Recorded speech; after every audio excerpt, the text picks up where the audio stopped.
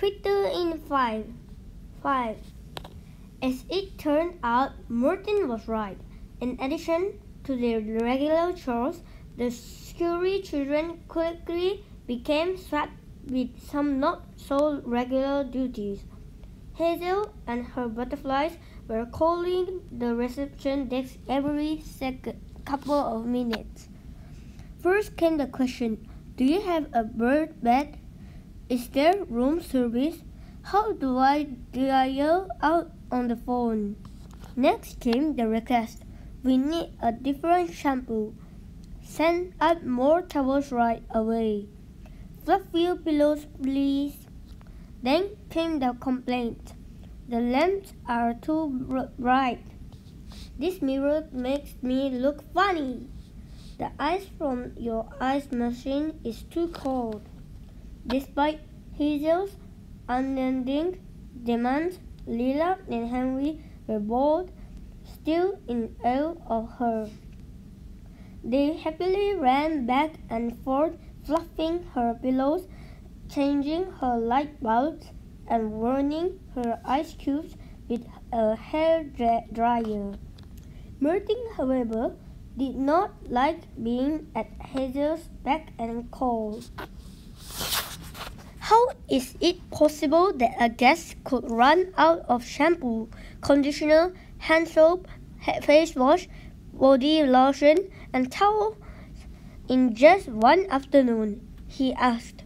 It's just not practical. Some guests require more patience than others, Mama reminded him. By early evening, even Lila and Henry were getting tired of Hazel's request. They were exhausted and their feet were sore from running up and down the steps so many times. I think Mr. Knott had the right idea, Henry said.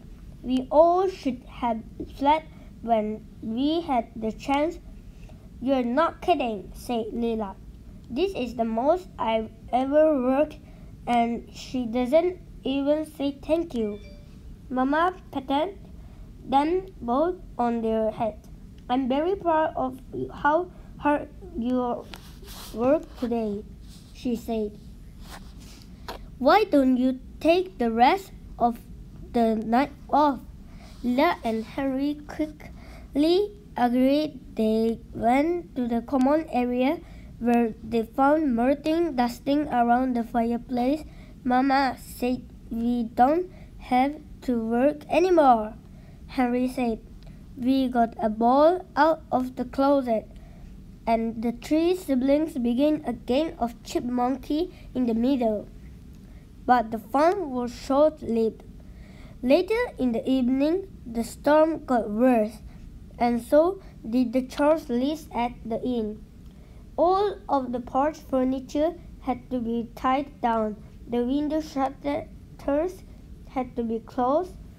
The roof continued to leak, and Hazel and her entourage were still calling for room service. It was a long day for all of the Scurry, even Pup, the baby, who was tired of being dripped on.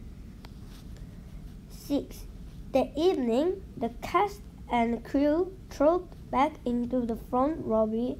They were sopping wet and carrying lots of waterlogged shopping bags.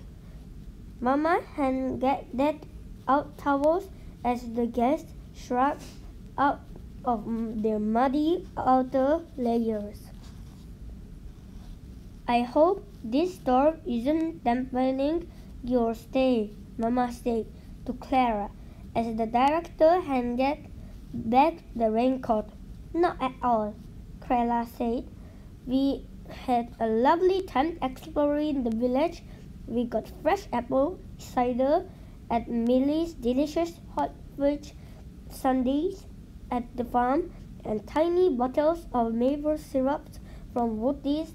I'm going to bring them home to my friends and family as souvenirs. That's great, Martin said. Were you able to take a tour of Spike's Sugar Leaf Bakery? We were, Clara said, holding up an empty box. We all had cake and soup for dinner and pie for dessert. I had planned to save some leftovers for midnight snacks, but I accidentally finished everything in the work bag. Mama laughed. Why doesn't everyone come to the common area and warm themselves by the herd? She suggested. Clara and the film crew gratefully accepted, and soon the Scurry children were passing out blankets and serving hot tea to the guests while Mama stoked the fire. The Scurry family was so busy helping out their guests that no one heard the front desk phone ringing over and over again in the lobby. After half an hour, a very angry Hazel appeared in the common area, wearing a fluffy robe and slippers. Her face was as red as Mama's tea kettle. Hazel looked out at the room of animals, smiling, laughing, and talking about their day together. She cleared her throat. "Pardon me," she said. But no one heard her. "Excuse me," she called out. Loud. Still nothing happened. "Quiet," she yelled at the top of her lungs. Suddenly, everyone turned and stared in her direction. Some crickets chirped uneasily in the background. Hazel said, "I have been calling and calling the front desk, and no one has answered." "The Scurries have been busy helping us in here, Hazel," Clara explained. "We were just telling them all about our wonderful day in the village." "Do you need something, Hazel?" Mama asked. "Well, it's too late for that," Hazel said. "I wanted to have my fan mail delivered to my room, but all I found on the front desk was one measly piece of junk mail." Hazel sniffed and held up a huge postcard. All three Scurry children immediately jumped up and ran over. They knew that it must be a postcard from Papa Scurry. He always sent the biggest ones he could find. "That's not junk mail, Hazel," Martin explained. "That's a postcard from our father." What happens on a movie set? Lila and Henry are thrilled when a film crew comes to town. But what's it really like on a movie set? People on a set are either part of the cast or part of the crew. The cast is made out of actors, while the crew includes people doing their different jobs behind the scenes, including camera operator, lighting experts, and costume designers. Even though movies don't take long to watch, filming can take weeks, months, or even longer, with dozens of or even hundreds of people involved in making each one. How will the story end? Find out in Book 6. The End.